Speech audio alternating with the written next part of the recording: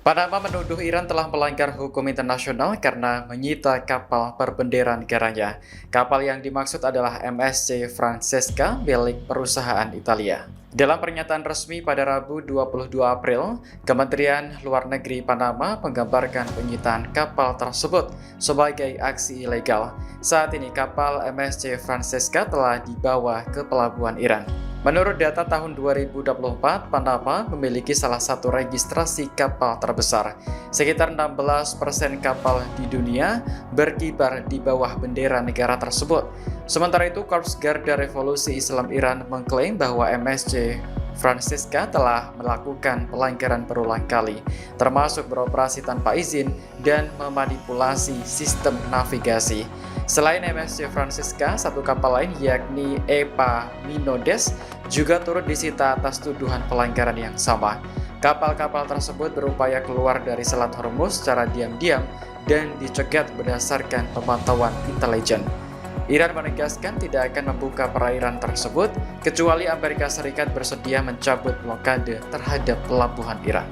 Menteri Angkatan Laut Amerika Serikat John C. Phelan mengundurkan diri secara tiba-tiba. Keputusan tersebut diumumkan juru bicara Pentagon Sean Parnell pada Rabu 22 April. Ia mewakili Menteri Perang menyampaikan terima kasih kepada Phelan atas dedikasinya selama bertugas di Angkatan Laut. Sebagai gantinya, Pentagon telah menunjuk Wakil Menteri Angkatan Laut Hang Chow untuk mengisi posisi Phelan. Meski begitu, tidak ada penjelasan mengenai alasan mundurnya Phelan dari Angkatan Laut. Media Russia Today menyebut ada indikasi bahwa hal tersebut terkait blokade maritim terhadap Iran. Phelan adalah seorang pengusaha dan investor tanpa pengalaman militer sebelumnya. Ia dilantik sebagai Menteri Angkatan Laut ke-79 pada 25 Maret 2025 setelah dinominasikan oleh Presiden Donald Trump. Dengan begitu, Phelan memimpin Departemen Angkatan Laut selama lebih dari 1 tahun. Mundurnya Phelan terjadi hanya beberapa minggu setelah Menteri Perang Pete Hegseth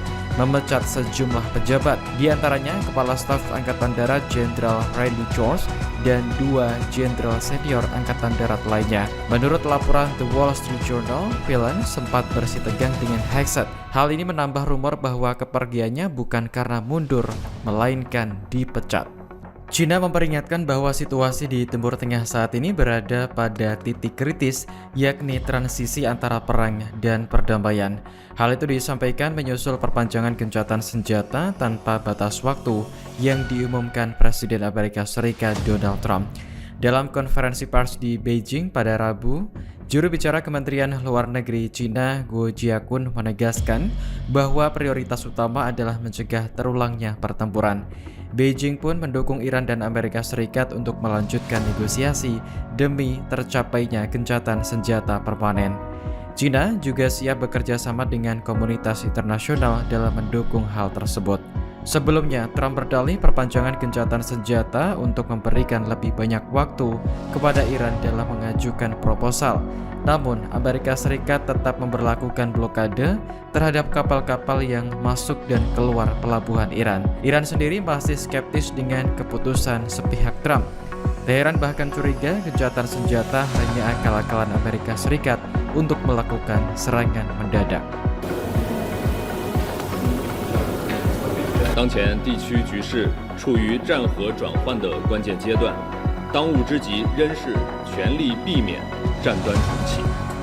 中方支持相关方继续坚持通过政治外交途径化解争端，实现全面、持久停火止战，维护好中东和海湾地区和平稳定。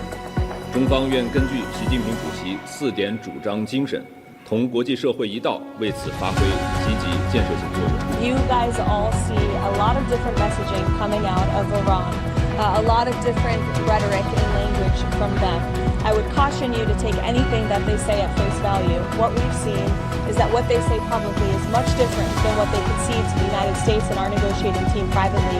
I've said that repeatedly to all of you in the news media, and you should take our word for it. Obviously, there's a lot of internal fraction and internal division, which again just proves the effectiveness of Operation Epic Fury in the first place. Their regime and many of its leaders for nearly 5 decades have been wiped off the face of planet Earth. So again, the president's offering them a little bit of flexibility because we want to see a unified proposal to the president's very strong proposal. And he's made his red lines very clear. Again, the United States maintains control over the situation, leverage over the Iranian regime. Not only have they been significantly weakened and obliterated militarily, but they are losing economically and financially every single moment that passes with this blockade. So the president is going to continue to lead the free world, to run the United States of America as we await the Iran. Let's level set on where we are. As you all saw yesterday, President Trump announced an extension of the ceasefire. He's maintaining and generously offering a bit of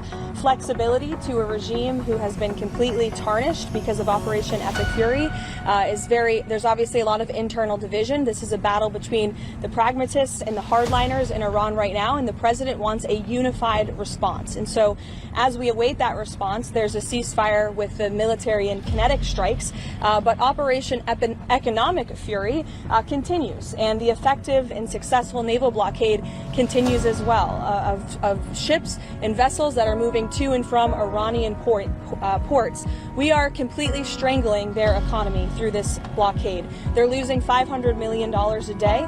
The Karg Island is completely full. They can't move oil in and out. They can't even pay their own people as a result of this economic leverage that President Trump has inflicted over them. So he's satisfied with that as we await their response, and we will see. The president has not set a firm deadline to receive an Iranian proposal, unlike some of the reporting I've seen today.